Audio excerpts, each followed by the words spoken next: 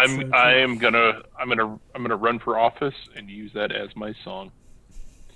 Wait, walk 500 miles And Gloria. in Gloria. All right, and I'm gonna go ahead and put us live here while we're talking about music there. I'm gonna Gloria. Da-na-na, da-na-na, da-na-na, da-na-na, da-na-na, da-na-na. I was gonna say St. Louis might have a little bit of issue with it. Oh, but I guess you could run. I guess you could run in. Guess you could run in Missouri. You know, come on down. You know. Yeah. And, I don't know. I think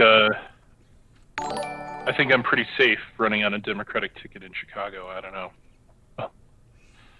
But hey, you might need a new senator soon. So. I hope so. Gosh. Sorry. I drank before you got to pop open your champagne. Oh yeah. Beautiful Zap Brannigan. Well, champagne. I was waiting until we're here and live and I'm doing this for absolutely no reason. Yeah, no reason whatsoever. No, None at all. There's no consequence. Yep. To what happened today. We drink all the time on this show, so don't think anything about the large bottle of champagne in Tom's hand, or this Caribbean rum cask of Basil Hayden, which I enjoy quite a bit. I also kept this as well. What? Yep. Oh, I should be drinking Octomore. That's what I should have busted out today. I did that for New Year's, but I should have. Okay. I'm good. You know what, Basil? Basil. Basil Hayden, you treat me so well. I don't deserve you, not in the slightest. Which, by the way, I would have actually gotten eggnog to you, but I was told the Sunday that she was leaving. I think Tessa left already. No, Tessa leaves on Friday. So okay, I might be able to make something, but I'd have to make a whole new batch. Yes. It's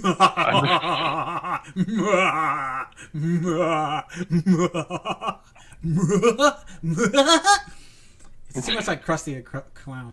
Yes.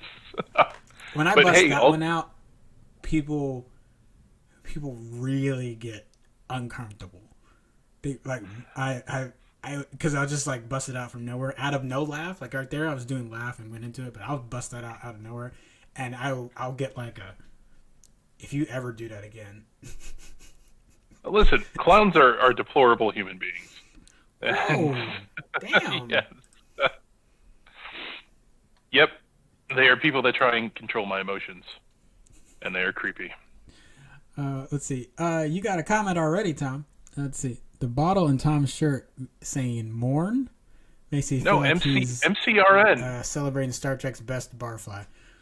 But I like the Trek. I like the Trek reference. But you said MC. Well, Tom. To be fair, though, it looks like a uncompleted O.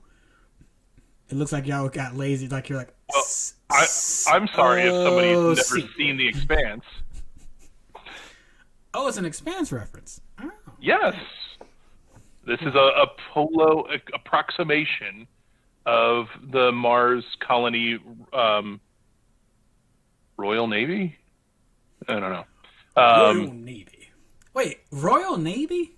It's not Royal Navy. Oh, okay. It's not Royal. Why would we take that into space? Why? Congressional Republic Navy.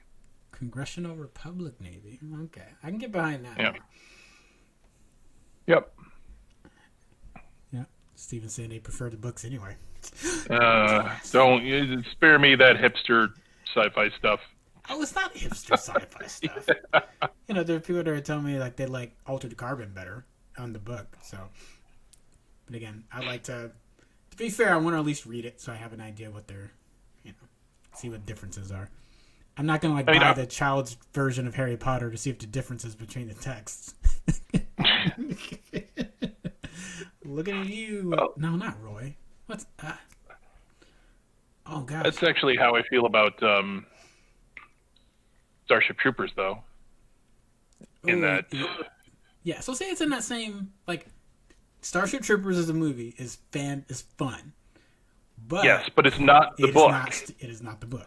So yeah, it's not even close to the book. It's like, hey, Paul, where were you? Did you get it? Did you read it?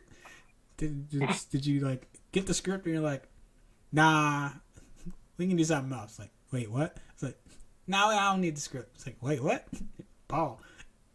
Now, if memory serves, like Paul Verhoeven actually pitched it was a whole different script, and it was supposed to be like called like Bug War or something like that. And some studio exec is like, I like this idea, but we have the rights to another one. Mm-hmm. Yeah, I don't think he ever read the book. He intended to make a completely different movie.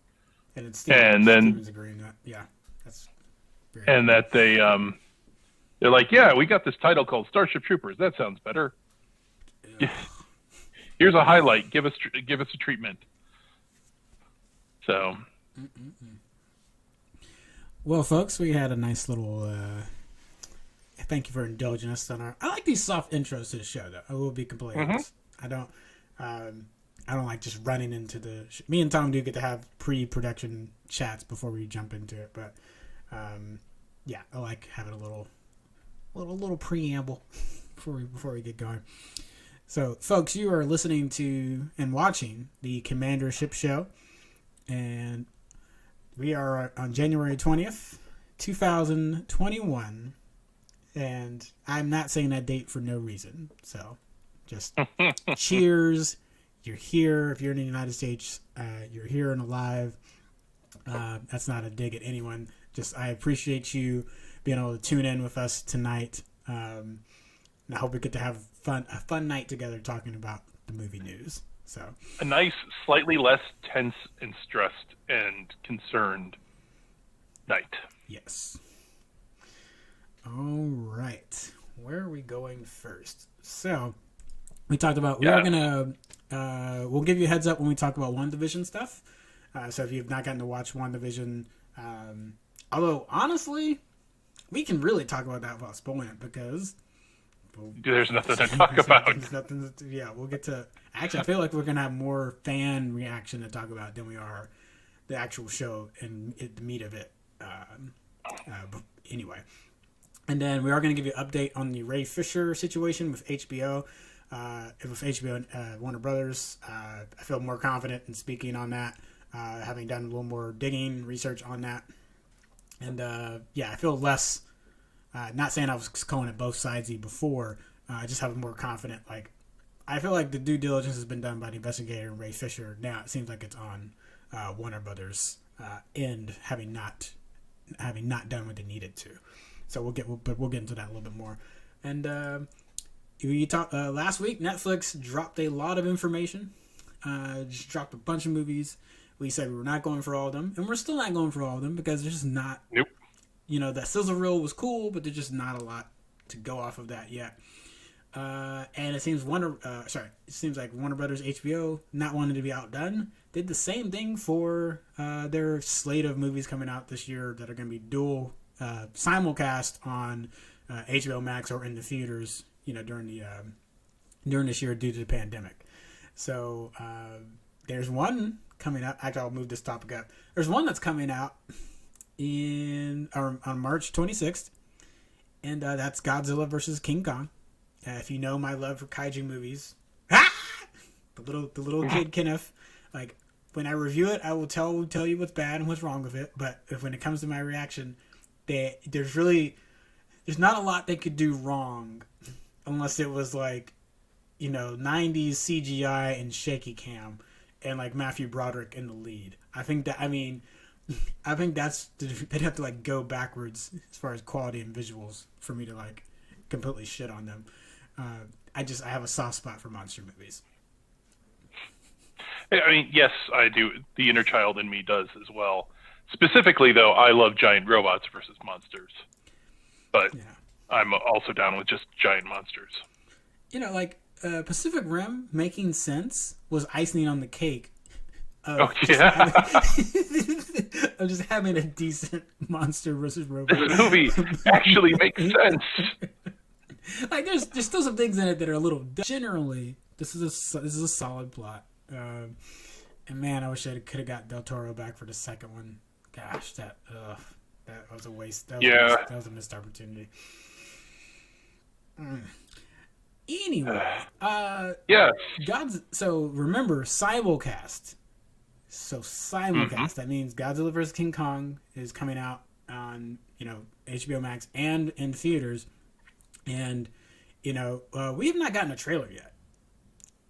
So that, you look at your watches, that's 2 months away. And I don't need to tell you that if you have not started your ramp up for that now, like you might be in a little bit of trouble.